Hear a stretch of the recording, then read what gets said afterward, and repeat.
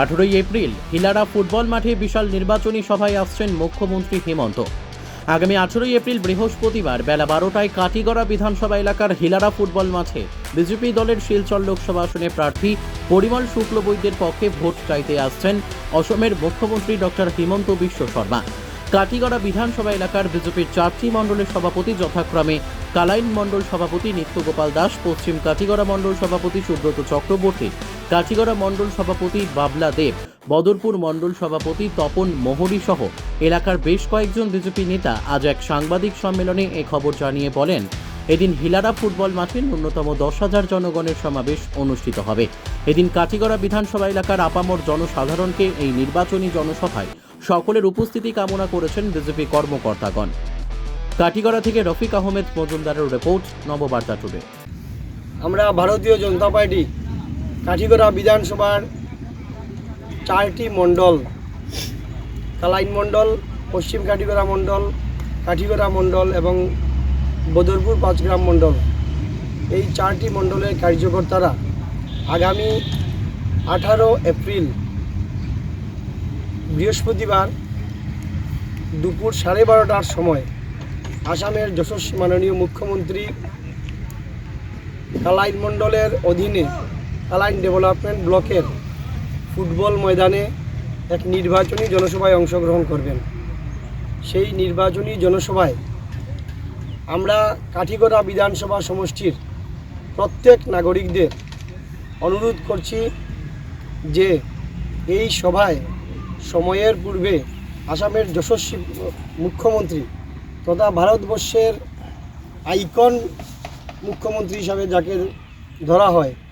সেই মুখ্যমন্ত্রীর যে বক্তব্য এবং দেশ আগামী দিনে কোন দিকে যাবে সেই লক্ষ্য নিয়ে এবং সেই উদ্দেশ্য নিয়ে এবারের নির্বাচনে যেভাবে ভারতীয় জনতা পার্টির কর্মীরা বিভিন্ন কাজে ঝাঁপিয়ে পড়েছেন, সেদিকে লক্ষ্য রেখে সবাইকে অনুরোধ করব যে আমাদের যশস্বী মুখ্যমন্ত্রীর নির্বাচনী জনসভায় সবাই উপস্থিত থাকবেন আর সময়ের পূর্বে যাতে উপস্থিত থাকবেন। আমাদের নির্বাচন থাকায় আমাদের বিভিন্ন অঞ্চল থেকে এই সভায় আসার বিভিন্ন গাড়ির, বিশেষ করে বাস এবং ট্রাভেলার বা সুমো এই ধরনের গাড়ির অসুবিধা হচ্ছে। সেই অসুবিধাকে দূরে রেখে কিভাবে আমরা সেই জনসভায় সবাই উপস্থিত হতে পারি, সেই ব্যবস্থাটা আমরা ভারতীয় জনতা পার্টির কর্মকর্তা এবং যারা ভারতীয় জনতা পার্টির সমর্থক এবং আসামের যশস্বী মুখ্যমন্ত্রীর বক্তব্য শোনার আগ্রহী সবাইকে অনুরোধ রাখবো,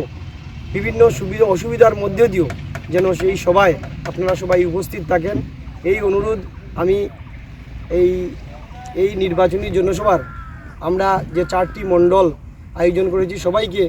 আমন্ত্রণ রইল, যাতে আমরা বৃহস্পতিবার দুপুর 12:30টার ভিতরে আমরা সবাই যেন এই সভায় উপস্থিত থাকি এবং আগামী নির্বাচনের যে আহ্বান বা আমাদের প্রার্থী পরিমল শুক্লবৈদ্য মহাশয়কে জয়ী করার জন্য আমরা ঝাঁপিয়ে পড়ব। তো মুখ্যমন্ত্রীর বক্তব্যের মধ্যে আমরা দ্বিগুণ উৎসাহে বিভিন্ন কাজে ঝাঁপিয়ে পড়ব এবং আমাদের প্রার্থী পরিমল শুক্লবৈদ্য মহাশয়কে 3 লাখের অধিক ভোটে যাতে আমরা জয়ী করাতে পারি এবং কাটিগড়া বিধানসভা থেকে যাতে আমরা 40 থেকে 50 হাজারের লিড দিতে পারি, সেই লক্ষ্য নিয়ে আমরা কাজ করব এবং আমরা এই নির্বাচনী সভায় যাতে সবাই অংশগ্রহণ করি, সবার কাছে আমার